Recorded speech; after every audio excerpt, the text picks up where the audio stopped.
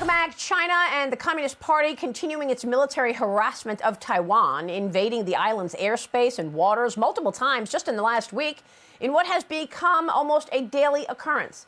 Despite the threat of force, Taiwan's president told Pope Francis in a letter that war with China is not an option. Joining me right now on the threat China poses to global security is the former Secretary of State. He is Fox News contributor Mike Pompeo. And Secretary, it's always a pleasure to see you. Thanks very much for being here. Maria, thanks for having me on this morning. I appreciate it. You are out with a new book titled Never Give an Inch, Fighting for the America I Love.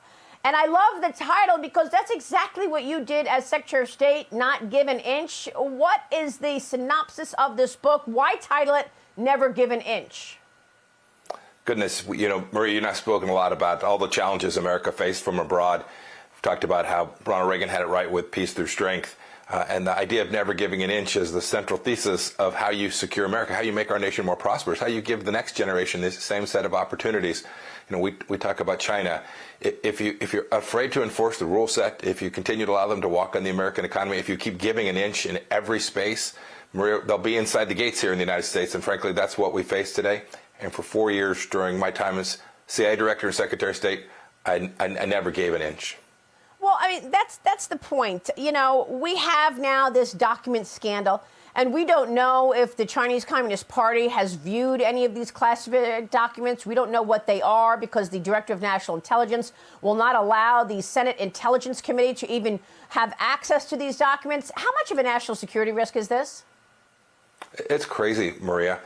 We've now had several senior leaders, certainly President Biden included, who had documents where they weren't supposed to be. Get them back. Get these documents where they're supposed to be. And then transparency matters. I heard Senator Cruz say this. We need to know what's in those documents, what the seriousness of them is, what potential breaches there are. And then finally, these senior leaders need to own this. We need to find out if the Chinese Communist Party actually may have had access at the University of Pennsylvania, where President Biden clearly had documents. It would have been a pretty open space.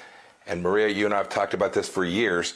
The Chinese Communist Party is inside every major American university today with research dollars and with their students. They're at the University of Pennsylvania, too. And we now know that this Chinese money, these Chinese officials met classified documents in that space. They were in the same place. We need to know if there's any risk they might have gotten a hold of them. Right, and they've canceled the China initiative, which, of course, you used to announce a string of indictments. People from the head of the chemistry department at Harvard to others. You closed down the Houston embassy because of the surveillance and the spying going on and the theft of intellectual property. How is it possible that Penn, the University of Pennsylvania, was actually able to lobby this president to shut down the China initiative?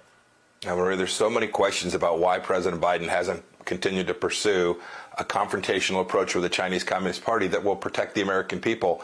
You mentioned, and Never Give an Inch I write about, they were running an espionage operation, the Chinese Communist Party, from inside the consulate in Houston, Texas, the Chinese diplomatic facility in Texas. The largest spy operation in the history of the United States, I think.